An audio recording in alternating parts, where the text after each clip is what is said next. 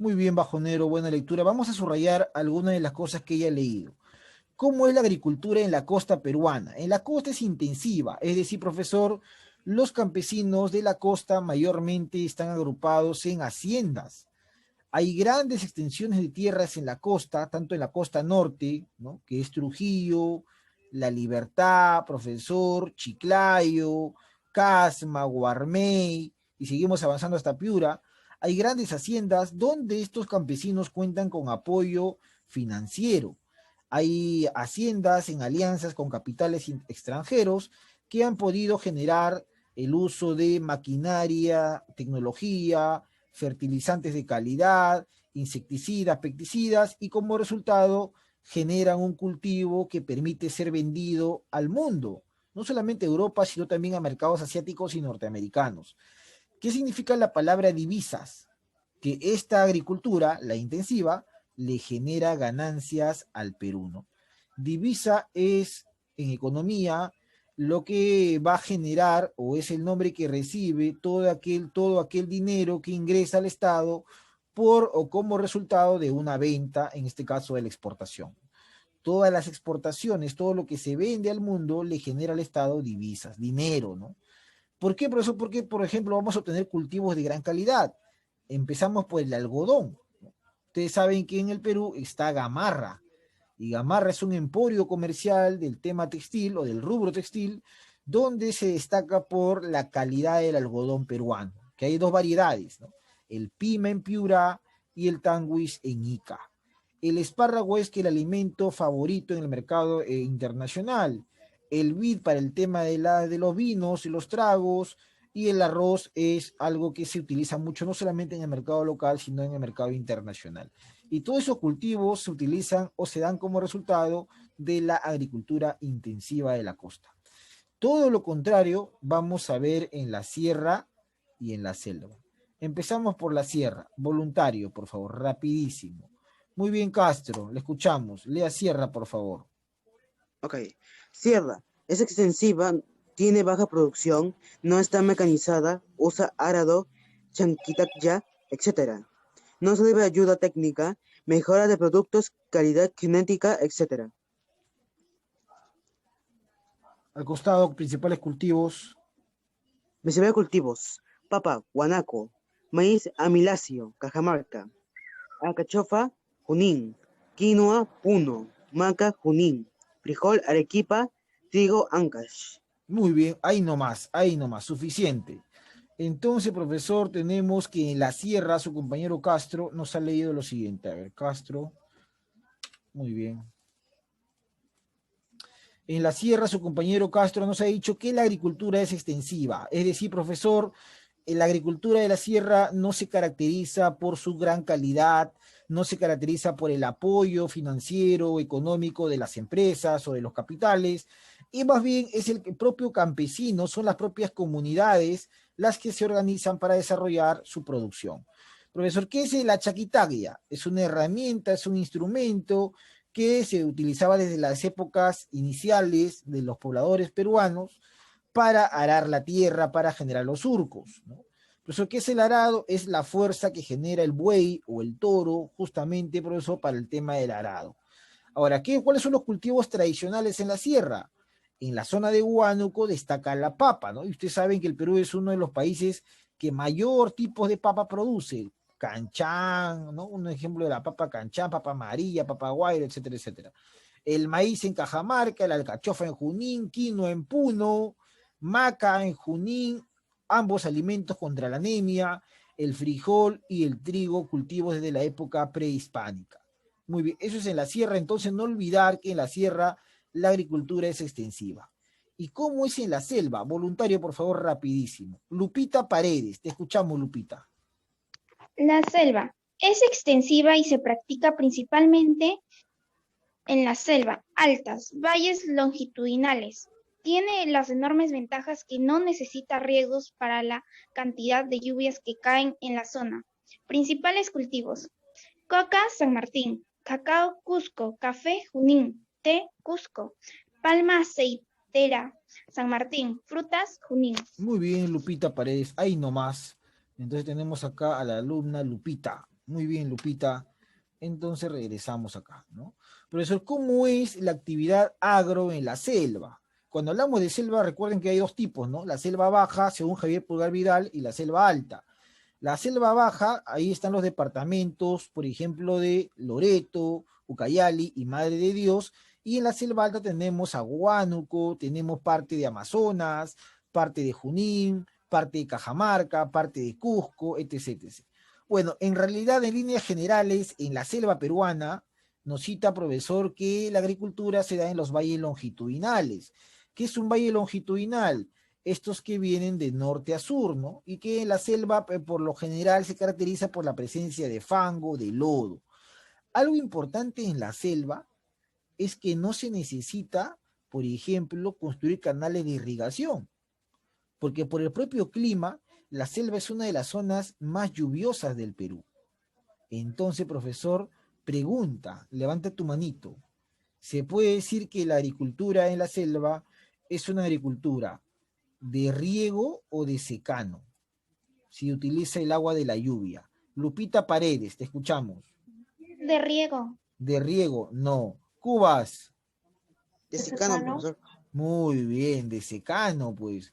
Cada vez que se utiliza solamente el agua de las lluvias, es secano.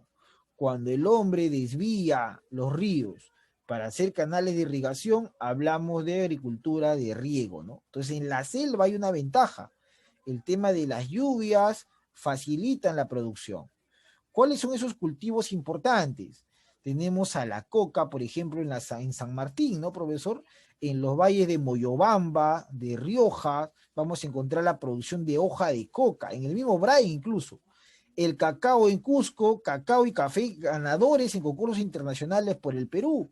El café de Chanchamayo, el café de Altomayo, ¿no, profesor? Cacao Cusco, la zona de convención, café en Junín, el té en Cusco, la palma aceitera en San Martín, Moyobamba, frutas en la zona de Junín, hay una diversidad de frutas que llegan al Perú, como por ejemplo las naranjas, los mangos, las piñas, etc, etc, que se consumen en la costa peruana. Bueno, esta parte de la agricultura lo podemos explicar inclusive así. Tenemos acá nuestro material, obviamente en PPT, yo te he dado la lectura siempre de apoyo. Las normas de clase es importante, el uso del micrófono para la participación, el uso de encender la cámara para la asistencia, ingresar con su nombre completo, verificar que esté su nombre, no el de su papá, de su mamá ni de su hermano. Es importante que esta clase llamada evidencia esté copiada en el cuaderno. Puede copiarla o puede transcribirla a mano o puede imprimirla y pegarla para que pueda repasar y estudiar para sus exámenes. Es importante también su participación mediante respuestas y preguntas, siempre levantando la mano, y es fundamental enviar los productos de clase hoy día a partir de las 6 de la tarde, como hora límite, ¿no? Bueno, tenemos el título de esta clase, sector primario, actividades productivas, porque ustedes recuerden que hay 3 sectores en la economía nacional, el sector primario, el sector secundario y el sector terciario. Dentro del sector primario tenemos 2 grandes grupos de actividades. Las actividades productivas, donde está la agricultura y la ganadería, y las actividades extractivas, donde está la minería, la pesca y la tala, ¿no? Ambas actividades, las productivas y las extractivas, forman parte del sector primario. No olvides que todas las evidencias y productos deben ser enviados a ese correo, socialesegundo7@gmail.com o al WhatsApp correspondiente. Muy bien, entonces estamos viendo las actividades productivas llamadas agricultura y ganadería. Ahí está la agricultura y tenemos una imagen. Pregunta, ¿esa imagen corresponde a una agricultura intensiva o extensiva? Levanta la mano. Gabriela Núñez Macedo, te escuchamos. Extensiva. Correcto. Esa imagen corresponde a una agricultura extensiva, donde no hay, por ejemplo, uso del tractor, ¿no? Donde todavía todo es de manera tradicional, donde todavía el peruano o el campesino está utilizando herramientas convencionales. Bueno, la agricultura se puede dividir en intensiva, es obviamente una gran diferencia el contar con un tractor el tener mayor apoyo económico de una empresa o del Estado incluso, se puede ver la cantidad y la forma que se da el riego. Pregunta, bueno, después la hago mejor, en todo caso seguimos avanzando.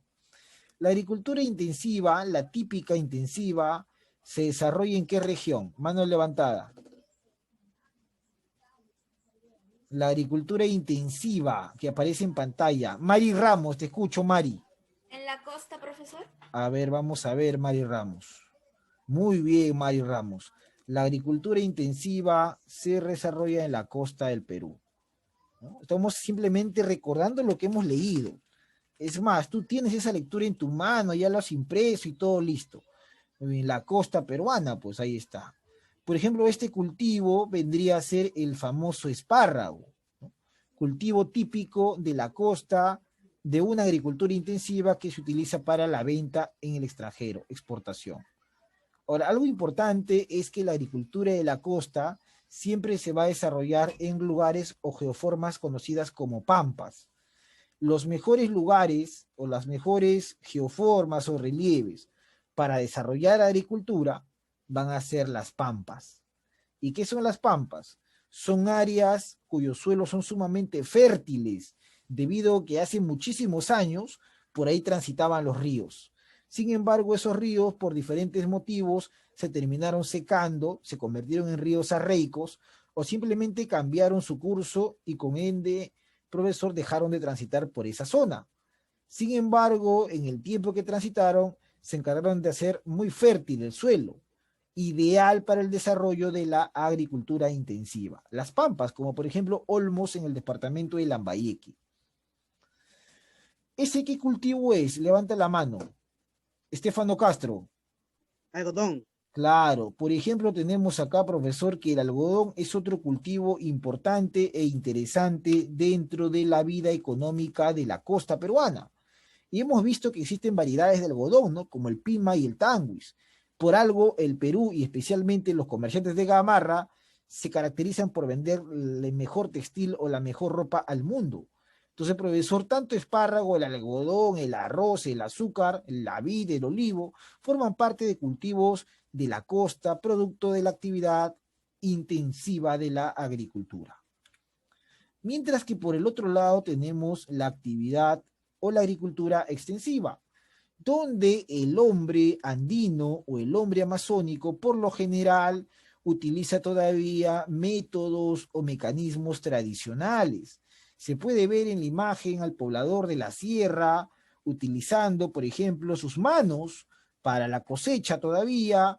Se puede ver que de repente, profesor, no hay un uniforme, no hay equipos, simplemente todo es de manera artesanal o tradicional. Porque la pregunta vendría a ser, ¿esa papita que se cultiva de la sierra es para el consumo directo o la venta al extranjero? Levanta la mano. Ashley Mitsuku Cubas. Consumo directo. Claro, ¿no, profesor? Por lo general, los cultivos de la actividad extensiva se hacen para el consumo directo, ¿no? Sacan la papita y de repente rápidamente lo consume la familia. Entonces, la actividad extensiva en la sierra tiene como símbolo a la papa, pues, y la gran variedad de papa que encontramos. La papa canchá, la papa amarilla, la papa guairo, etc., etc. Y el poblador todavía está utilizando al buey, ¿no? A la fuerza del toro, los llamados yuntas para surcar o simplemente realizar el famoso arado, que es otra actividad típica de la Sierra del Perú. Luego tenemos la selva peruana, que también es importante. ¿Por qué, profe? Porque en la selva tenemos ese cultivo. ¿Cómo se llama ese cultivo? Estefano Castro. Cacao. Cacao, ¿no, profesor? El cacao, la coca y el café son algunos de los cultivos o productos que vamos a encontrar en la selva y que por lo general también realiza una actividad agrícola extensiva, ¿no? Ahora, profesor, hay que saber diferenciar, pues. ¿Por qué, profe? Porque mientras en la costa utilizamos el agua producto del riego, en la selva, ¿cómo llega el agua? Mano levantada. Cubas. ¿Por secano? Claro, una agricultura de secano. Se utiliza, profesor, el agua proveniente de las lluvias que son intensas en la Amazonía peruana. ¿no? Justamente tenemos una imagen, profesor, de las lluvias que se dan en las regiones amazónicas, el secano. Entonces, como vemos, la agricultura se puede dividir en dos grandes grupos, la intensiva y la extensiva, y a su vez podemos organizarla en costa, sierra y selva. Bueno, vamos a regresar a nuestra lectura y ahora vamos a ver la ganadería. Voluntario, por favor, rapidísimo. Mari Ramos, te escuchamos, Mari. Ganadería. Consiste en la crianza, selección y reproducción de algunos animales domésticos como vacunos, ovinos y caprinos, porcinos, aves de corral, con el objeto de aprovechar sus productos y derivados en la alimentación y actividades artesanales e industriales. Junto con la agricultura, concentra el 36% de la PA. Existe dos tipos de ganadería: la nativa, conformada en la actualidad fundamentalmente por los camélidos sudamericanos y otras especies menores como el cuy y el pato doméstico, y la exótica, introducida primero por los españoles y posteriormente por inmigrantes europeos. Esta se puede clasificar en intensiva y extensiva. Muy bien, Mari Ramos, ahí nomás, regresamos al cuadro. Muy bien, Ramos, y tiene su punto. Vamos a subrayar algunas de las cosas que ha leído su compañera Mari Ramos. La ganadería es, al igual que la agricultura, una actividad del sector primario, pero de tipo productiva, ¿no? Que es básicamente criar, seleccionar animales para poder reproducirlos y de esa manera obtener justamente una ventaja para la alimentación. Cuando habla de vacuno se refiere obviamente a las vacas y todas las razas de vaca que existen en el mercado. Cuando hace de ovino se refiere a las ovejas y las razas de ovejas que también existe. Y caprinos obviamente hace referencia a las cabras, comúnmente llamado en algunos lugares chivos. Porcinos hace referencia a los cerdos. Y aves de corral, que también es importante, hace referencia a la gama de gallinas que existen, de pollos, de gallos y de infinidad. No por algo en el Perú existe un plato típico llamado el caldo de gallina. Entonces, profesor, como vemos, cada uno de estos animales genera una ventaja para el hombre. Por ejemplo, de la vaca se puede obtener la leche, el queso, la mantequilla, el cuero. Del ovino o la oveja se puede obtener la lana. Del caprino se puede obtener el queso, la leche, la carne. Del porcino, el jamón, los embutidos, sus derivados, profesor, el aceite, la manteca, la grasa, la carne. Y de las aves, los huevos, la carne, profesor, infinidad, la pluma que se utiliza mucho también, etc, etc. Entonces, como vemos, estos recursos son importantes para el hombre. Al igual que la agricultura, el 37% de peruanos trabaja en este rubro, ¿no? El 37%, el 36% de la PEA. ¿Qué es PEA? Población económicamente activa, ¿no? O sea que los adultos o las personas en edad para trabajar están vinculadas al tema ganadero, ¿no? Hay gente que trabaja de repente en los camales, matando, hay gente que trabaja en los mercados, vendiendo, hay gente que simplemente se dedica a la crianza, hay comerciantes que se dedican a la venta de leche, de queso, siempre ligado a la ganadería. Eso es importante. Bueno, ¿qué más nos dijo su compañera Ramos? Que la ganadería antiguamente se podía organizar en dos grupos. Un grupo era la ganadería nativa y otro grupo era la ganadería exótica. ¿Cuál era la gran diferencia? Que la nativa estaba conformada por los animales que el poblador andino conocía desde las épocas, pues, y del lítico, del arcaico, de los primeros momentos de la historia del Perú. Por ejemplo, los camélidos, ¿no? El Perú destaca a nivel mundial por sus camélidos. Llama, alpaca, vicuña, guanaco, taruca, ¿no?